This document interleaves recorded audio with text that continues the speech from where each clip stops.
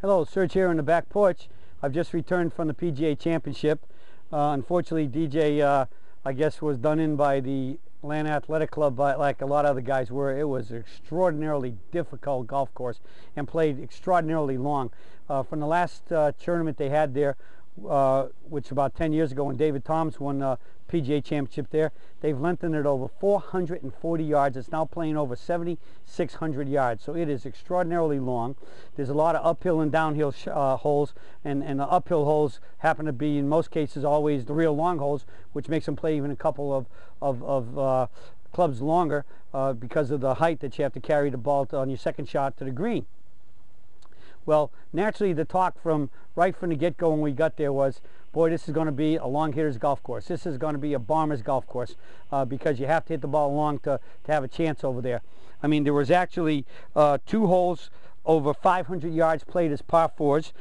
Number 2, they shortened it to 512 yards. It was a par 5, so they moved it up to like the back of the tee that's just preceding the farthest back tee.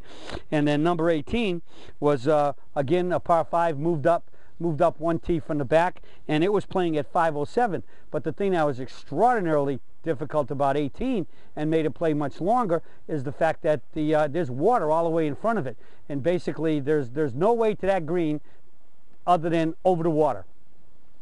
Both holes and almost every par 4 on Atlanta Athletic Club, as well as the par 5s, have extraordinarily a great system of bunkers, usually always down one side and maybe even 1 or 2 on the other side. So in many cases the fairways were probably no more than about 30 yards wide, and you had just rows of bunkers on each side, especially on it's like dogleg left would be on the right side, and maybe some down the left side in that case.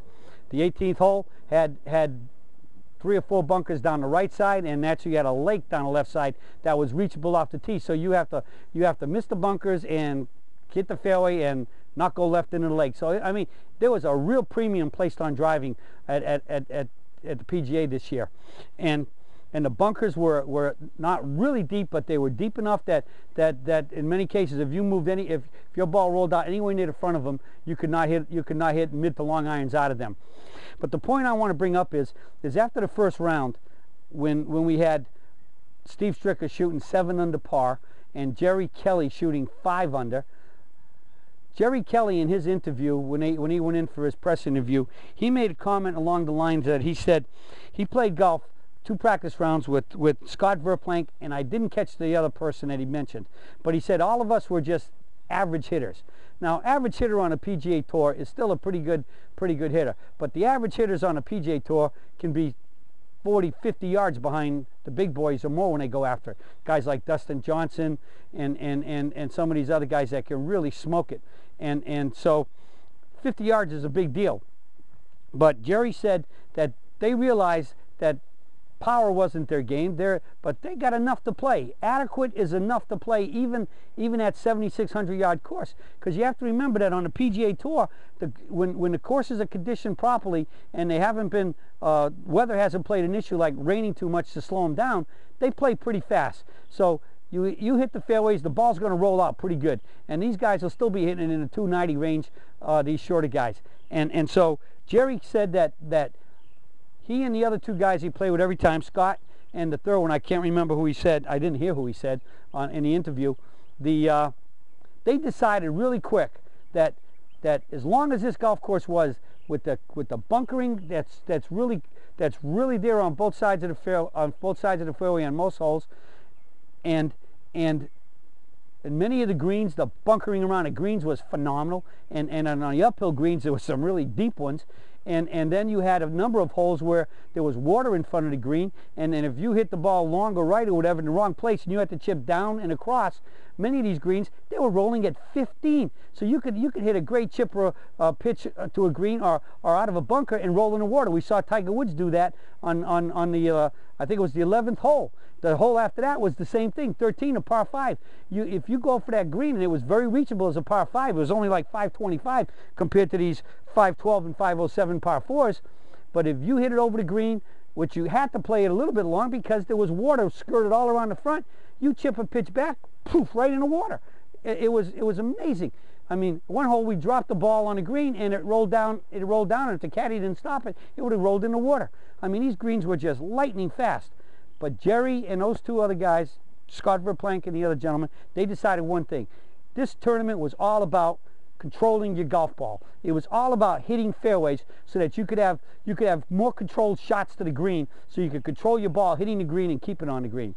So here's these average guys, and they're saying that no matter what, it's still all about point A to point B to point C, and point A to point B better be in the fairway.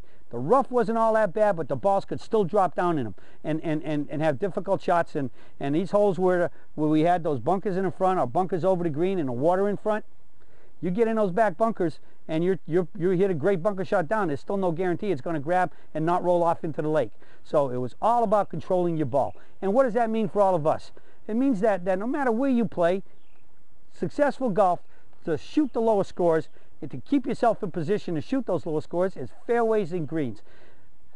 Distance is great, but only if you can control it. We've all heard the expression, the woods are full of long hitters.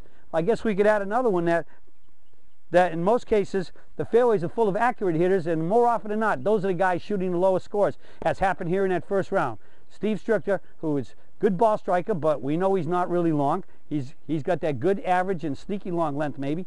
And Jerry Kelly, 5 under. Jerry Kelly, 7 under. Steve Stricker leading the tournament after the first round. And after a couple rounds, after 36 holes, we had Jim Furyk tied for 3rd. We know Furyk is a good, relatively straight ball hitter. Not extremely long, but more than long enough. And right after him, here we go, Scott Verplank tied for 3rd with Furyk.